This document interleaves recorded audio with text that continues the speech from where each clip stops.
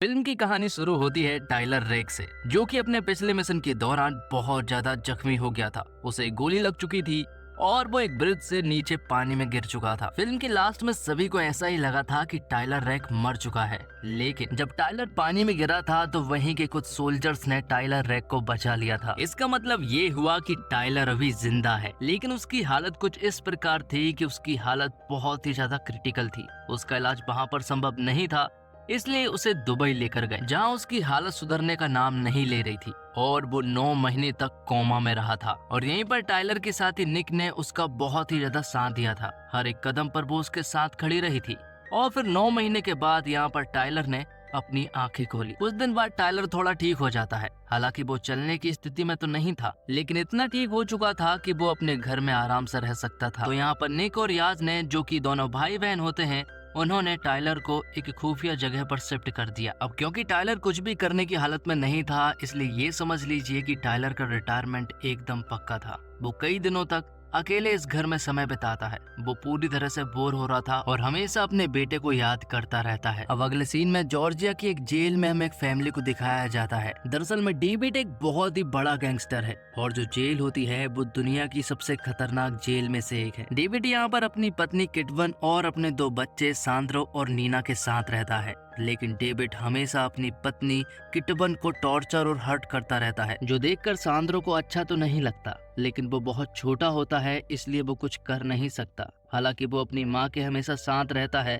और हमेशा उनका साथ देता है। अब टाइलर मार्केट से जब अपने घर लौटता है तो घर पर उसे एक आदमी मिलता है, जो कि टाइलर से किसी काम के बारे में बात कर रहा था। और इस आदमी ने टाइलर को अपना नाम भी नहीं बताया था। दरअसल में इस आदमी को टाइलर की एक्स वाइफ मिया ने भेजा है। एक खतरनाक काम है और मिया को मालूम है कि ये काम सिर्फ टाइलर कर सकता है। वो आदमी टाइलर को बताता है कि मिया की बहन जो है वो जॉर्जिया की एक जेल में है अपने पति डेविड के साथ। तब वो आदमी टाइलर को डेविड और उसके भाई जोराब के बारे में बताने लगता है कि तुमने इन लोगों को जॉर्जिया की सड़कों पर ड्रग्स बेचते देखा होगा, लेकिन अब इन्होंने 8 साल के अंदर अपना एम्पायर खड़ा कर लिया है। इन भाइयों को नगाजी कहते हैं और ये लोग जंग के माहौल में पैदा हुए हैं। और जब दोनों छोटे थे तब से ही उन्होंने जुर्म का सहारा ले लिया था। ड्रग्स बेचना, सुपारी लेना जैसे बड़े बड़े कामों को उन्होंने बचपन से ही करना शुरू कर दिया था। आगे जाकर उन्होंने अपनी एक बहुत बड़ी गैंग बनाई और अपने गैंग मेंबर्स को वो अपने फैमिली की तरह रखते हैं। इसलिए वो गैंग के मेंबर्स इन भाइयों के लिए अपनी जान आराम से दे सकते हैं। तो जिस जेल में किटवन है उसे कचारी प्रिजन कहते हैं। और यहाँ पर वो आदमी टाइलर को बताता है कचारी प्रिजन के अंदर 2 गैंग है, जिनमें से एक गैंग किटवन को मारने की कोशिश करेगी और वो दोनों गैंग जो है वो तुम्हें मारेगी।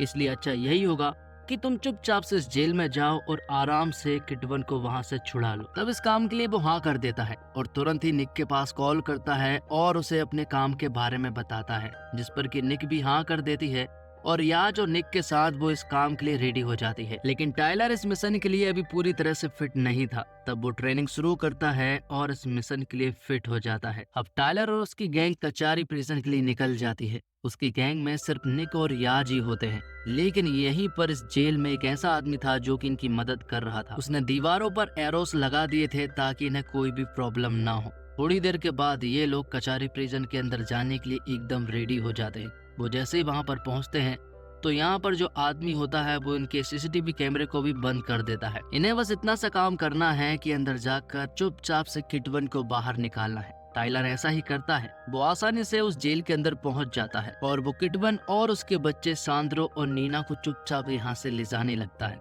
लेकिन तभी नीना का एक टॉय जो होता है वो जमीन पर गिर जाता है और वो आवाज करने लगता है, जिससे कि जेल के लोग जाग जाते हैं और वो पूरी जेल में सिग्नल देना शुरू कर देते हैं, जिससे कि दोनों गैंग को खबर लग जाती है। तो अब एक बहुत बड़ी प्रॉब्लम सामने आने वाली थी। एक तो दोनों गैंग अब टाइलर के पीछे लगेगी और साथ ही पुलिस फ्री में। टाइलर यहाँ पर बाहर निकलने की कोशिश करता है, लेकिन तभी उसका सामना एक गैंग से हो जाता है, जो कि किटवन और टाइलर दोनों को ही मारने की कोशिश करते हैं। लेकिन टाइलर किसी तरह से उनसे लड़ झगड़ के यहाँ से बाहर निकल जाता है।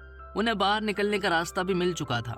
जैसे ही यहाँ पर नीना और सांड्रो बाहर जाते हैं तभी यहाँ पर डेविड आ जाता है, जो कि आते से ही टाइलर और किटवन पर अटैक कर देता है। वो बेरहमी से यहाँ पर टाइलर और किटवन को मारने की कोशिश करने लगता है। दोनों के बीच में फाइट होती है, लेकिन आखिर में जाकर टाइलर और किटवन ने डेविड को मार गिराया था, जो देखकर किटवन को बिल्कुल भी अच्छा नहीं लगता है, क्योंकि वो चाहे कैसा भी आदमी हो, लेकिन वो किडवन का पति है। अब सांड्रो और नीना जो है वो निक के पास पहुंच चुके थे, लेकिन यहाँ पर किडवन और टायलर को लोगों के बीच से होते हुए निकलना था। लेकिन यहाँ पर तो दोनों गैंग बहुत ही बेरहमी से लड़ रहे होते हैं और साथ ही पुलिस भी उनके साथ लड़ रही होती है। तब यहाँ पर टायलर और किडवन किसी तरह से इन दोनों के बीच से निकलने की कोशिश करते हैं और इसी बीच टायलर यहाँ पर ढेर सारे लोगों को अकेला ही मारता है। अब वो यहाँ से किसी तरह से निकलने में कामयाब तो हो जाते हैं। उन्होंने कार भी ले ली थी, लेकिन यहाँ पर अभी भी डेविड और जोराब के लोग उनके पीछे पड़े हुए थे। ढेर सारे लोग उनके पीछे पड़ते हैं, लेकिन फिर भी किसी तरह से टायलर ने यहाँ पर उनको बचा लिया था और उन्हें सही सलामत लेकर चला गया था। हालांकि नीना को हाथ में चोट लगी थी, तब उसे फर्स्ट एड दी जाती है, लेकिन अभी भी जोराब और डेविड के लोग उनके पीछे पड़े हुए थे। उन्होंने चॉपर से उनके ऊपर हमला कर दिया था, लेकिन यहाँ पर टायलर ने उन्हें अच्छे से सबक सिखा दिया था। अब टायलर और उसके साथ एक ट्रेन से जा रहे होते हैं, लेकिन डेविड और जोराब के लोग इस ट्रेन में भी आ जाते हैं और इनके ऊपर अटैक कर देते हैं। लेकिन टायलर यहाँ पर बहुत ही बहादुरी से उनका सामना करता है और सभी को मार गिराता है। लेकिन आखिर में इन्हें मालूम चलता है कि इस ट्रेन के ब्रेक फेल हो चुके हैं, जिसके कारण एक एक्सीडेंट होता है, लेकिन इसमें कोई भी गंभीर चोट नहीं लगी थी। अब आगे हम जोरैब को देख पाते हैं, जो कि डेविड के जान जाने से पूरी तरह से पागल हो चुका था, क्योंकि वो अपने गैंग के मेंबरों से जब इतना प्यार करता है तो फिर डेविड से वो कितना प्यार करता होगा। उसे बहुत ज्यादा दुख हो रहा था और अब वो किसी भी हालत में टायलर से बदला लेना चाहता है और किडवन को भी मारना चाहता है। अब सांद्रो को इस बारे में मालूम चलता है कि उसके पिता नहीं रहे हैं और जब वो अपनी माँ से पूछता है तो उसकी माँ उसे बताती है कि वो नहीं रहे हैं, जबकि उन्हें भी ये बताते हुए बहुत ज्यादा दुख हुआ था। अब सभी लोग अपने प्राइवेट जेट से एक सेफ जगह पर जा रहे होते हैं और याद जो है वो यहाँ पर किसी से सेल फोन पर बात कर रहा होता है और उसे बात करता हुआ सांद्रो देख रहा था। वो कहीं ना कहीं सेल फोन को यूज करना चाहता था और इसी जेट में निक को मालूम चलता है कि दरअसल में मिया उसकी एक्स वाइफ है और ये बात निक को अभी तक टायलर ने नहीं बताई थी। अब जैसे ही सांद्रो को मौका मिलता है तो वो यहाँ पर याज का सेल फोन यूज कर लेता है और तुरंत ही अपने अंकल जोरैब के पास कॉल करके उन्हें इस लोकेशन के बारे में बता देता है। वो उससे कहता है कि वी आर फैमिली, हम लोग नागाची हैं और तुम्हारे पिता को उन लोगों ने मारा है। तब यहाँ पर जोरैब ने अपने पूरे गैंग मेंबरों को इकट्ठा कर लिया था, क्योंकि वो लोग अब टायलर के ऊपर अटैक करने वाले थे। अब हम टायलर और सांद्रो को बात करता हुआ देख पाते हैं। यहाँ पर टायलर सांद्रो को बताता है कि तुम्हारा पिता ठीक इंसान नहीं है, उनके साथ जो कुछ हुआ वो बिल्कुल ठीक हुआ। अब तुम्हें अपनी माँ के साथ रहना है और उन्हीं का ही ख्याल रखना है। लेकिन जब वो दोनों बात कर रहे थे तभी यहाँ पर एक चॉपर आता हुआ दिखता है और टायलर को मालूम चलता है कि ये सब कुछ दरअसल में सांद्रो ने उन लोगों को बता दिया था। तब टायलर अपने सभी साथियों को इकट्ठा करता है और इस बिल्डिंग से फौरन निकलने के लिए कहता है। ग्राउंड फ्लोर पर जोरैब के लोगों ने कब्जा कर लिया था और साथ ही उन्होंने बिल्डिंग की कई एरिया में कब्जा कर लिया था। यहाँ पर नीचे जोरैब जो है वो टायलर का इंतजार कर रहा था, क्योंकि उन्हें मालूम है कि उन्हें आना तो नीचे ही है। यहाँ पर सांद्रो जो है वो जोरैब के पास मैसेज कर रहा था, तभी उसे मैसेज करता हुआ किडवन देख लेती है और उसे मालूम चलता है कि ये जो अटैक उनके ऊपर होने वाला है वो दरअसल में सांद्रो की वजह से हो रहा है। जिसके बाद उनके ऊपर एक जोरदार अटैक होता है और उनकी पूरी जगह को भूंज कर रख दिया जाता है, जिसमें टायलर समझ जाता है कि अब उन्हें किसी भी हालत में यहाँ से बाहर निकलना ही होगा। इसलिए वो अपनी पूरी गैंग को लेकर एक सेफ जगह पर जाने लगता है। उसे मालूम चलता है कि ग्राउंड फ्लोर पर जोरैब के लोग होंगे। यहाँ पर पुलिस भी आ जाती है, लेकिन जोरैब के लोग पुलिस वालों को भी आसानी से मार गिराते हैं। अब टायलर यहाँ से जब सभी को लेकर जाने की कोशिश करता है तो यहाँ पर सांद्रो उसकी कार से उतरकर भाग जाता है। तब सांद्रो को पकड़ने के लिए उसके पीछे पीछे याज जाता है। यहाँ पर सांद्रो जोरैब के पास पहुँच चुका था और पीछे ही याज भी खड़ा हुआ था। वो उसे वापस लौटने के लिए कहता है, लेकिन सांद्रो जोरैब के पास पहुंच गया था। अब क्योंकि सांद्रो जोरैब के पास पहुंच गया था तो लोगों ने याज के ऊपर अटैक कर दिया था। यहीं पर निक भी मौजूद थी और वो यहाँ पर ट्रैप्ड हो जाते हैं। उन्हें चारों तरफ से जोरैब के लोगों ने घेर लिया था। वो सभी लोग उन्हें बेरहमी से मारने की कोशिश करने लगते हैं और वो सिर्फ बच रहे थे और वो टायलर से मदद भी मांगते हैं। यहाँ पर टायलर किसी तरह से उनके पास पहुँचता है और उनसे कहता है कि अब हमारा ग्राउंड फ्लोर से जाने का सवाल ही पैदा नहीं होता। तब वो उनसे कहता है कि हम लोगों को सबसे ऊपर वाले पर पहुंचना है और वहां से चॉपर से बाहर निकलना है। तब यहाँ पर निक ऐसा ही करती है और ये बात कहीं ना कहीं जोरैब और उसकी गैंग वालों को भी मालूम चल गई थी। तब वो लोग भी ऊपर जाने लगते हैं। अब निक, याज और टायलर समझ चुके थे कि अब वो एक बहुत बड़ी प्रॉब्लम में फंसने वाले हैं, क्योंकि अब जो सारी लड़ाई जो है वो सबसे ऊपर वाले माले पर होने वाली है। निक जैसे वहां पर पहुंचती है तो वहां पर एक जोरदार लड़ाई होती है। जोरैब के पूरे गैंग मेंबर जो है वो ऊपर आने लगते हैं। वो सभी लोग इनके ऊपर अटैक करते हैं, लेकिन निक, याज और टाइलर बड़े ही बहादुरी से उनका सामना करते हैं और इसी लड़ाई के दौरान याज को ढेर सारी गोलियां लग जाती है। हालांकि जो सामने उसके ऊपर गोलियां चला रहा था, याज ने उसे मार गिराया था, लेकिन अब याज बुरी तरह से डैमेज हो चुका था। और यहाँ निक एक आदमी से लड़ाई करने के दौरान एक बिल्डिंग की सतह पर पहुंच जाती है। वो वहां से सटक कर नीचे गिरने वाले थे। वो किसी भी पल यहाँ से नीचे गिरने वाले थे और ये सब कुछ टाइलर ने देख लिया था। वो तुरंत ही हीरो के माफिक वहां से कूदता हुआ जाता है और निक को बचा लेता है। लेकिन तभी यहाँ पर जोरैब आ जाता है। वो उससे कहता है कि अब तुझे मालूम चलेगा कि किसी को खोने का डर क्या होता है। तब यहाँ पर जोरैब टाइलर के हाथ में गोली मारता है, जिससे कि टाइलर को बहुत ज्यादा दर्द होता है, लेकिन फिर भी वो अपना हाथ नहीं छोड़ता है। और जब जोरैब यहाँ पर टाइलर और निक को मारने ही वाला था, तभी निक यहाँ का कांच तोड़ देती है और फिर यहाँ पर टाइलर और जोरैब भी उसके ही तरह लटक जाते हैं। तब यहाँ पर टाइलर निक को फैमिली के पास जाने के लिए कहता है और निक जब वहाँ पर पहुँचती है तो वो देखती है कि उसका भाई याज बुरी तरह से इंजर्ड हो चुका है, क्योंकि उसे ढेर सारी गोलियां लगी है। और यहाँ दूसरी तरफ टाइलर और जोरैब के बीच में एक जोरदार फाइट होती है। दोनों एक दूसरे को बेरहमी से मार रहे थे। दोनों ही एक दूसरे के ऊपर पूरी तरह से हावी थे, लेकिन तभी टाइलर चालाकी दिखाकर कांच तोड़ देता है और जोरैब नीचे जाकर गिर जाता है। हालांकि वो मरा नहीं था, वो जिंदा था और उसने ये सुन लिया था कि वो लोग ऊपर जाकर चॉपर से जाने वाले हैं। और टाइलर सभी को लेकर ऊपर जाने लगता है और उनके पीछे जोरैब भी था, जिसने याज को पीछे से ढेर सारी गोलियां मार दी थी। हालांकि वो यहाँ से सही सलामत निकल तो जाते हैं, लेकिन याज को ढेर सारी गोलियां लगने की वजह से वो मारा जाता है।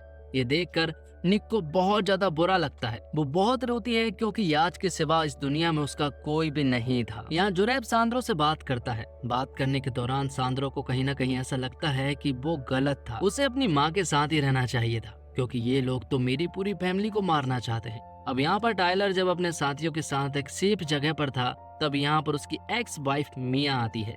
मिया यहाँ पर अपनी बहन का ख्याल रखती है और फिर टाइलर से जाकर बात करती है।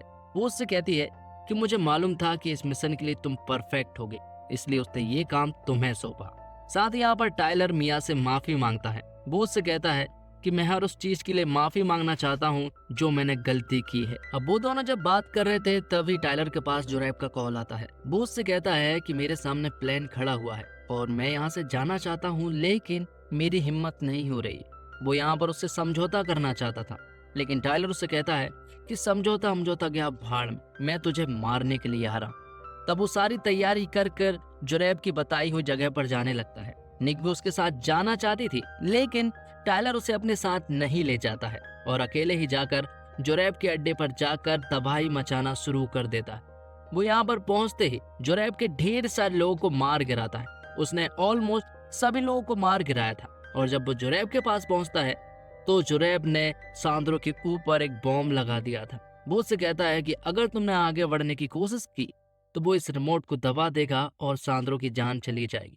आखिर में जोरैब सांद्रो के हाथ में गन थमाता और टाइलर को मारने के लिए कहता है, लेकिन सांद्रो ऐसा नहीं कर पाता है, क्योंकि वो समझ गया है कि टाइलर सही है। ये देखकर जोरैब खुद ही टाइलर को मारने लगता है, लेकिन तभी सही समय पर निक आ जाती है। उसके हाथ में गन थी और जोरैब के हाथ में भी गन थी। वो दोनों एक दूसरे को मार सकते थे, लेकिन किसी तरह से जोरैब यहाँ पर निक को ढेर सारी गोलियां मार देता है और उसी का फायदा उठाकर टाइलर उसके ऊपर कूद पड़ता है। उनके बीच फिर से जोरदार झड़प होने लगती है और यहाँ सांद्रो के ऊपर जो बॉम्ब लगा था, सांद्रो ने आसानी से भी उस बॉम्ब को निकाल दिया था। अब लड़ते लड़ते उन दोनों की कंडीशन बहुत ज्यादा खराब हो चुकी थी और यहाँ पर जोरैब जो है वो टाइलर से कहता है कि मैं तुझे जान से मार दूंगा। और जब वो इतना कहता है तभी टाइलर अपनी गन से जोरैब को मार देता है, जिसके बाद हम देखते हैं थोड़ी देर के बाद पुलिस आ जाती है। वो इन सभी को अरेस्ट कर लेती है। अब एक जेल का सीन दिखाया जाता है जहाँ पर निक बहुत ही ज्यादा जख्मी थी और जेल में ही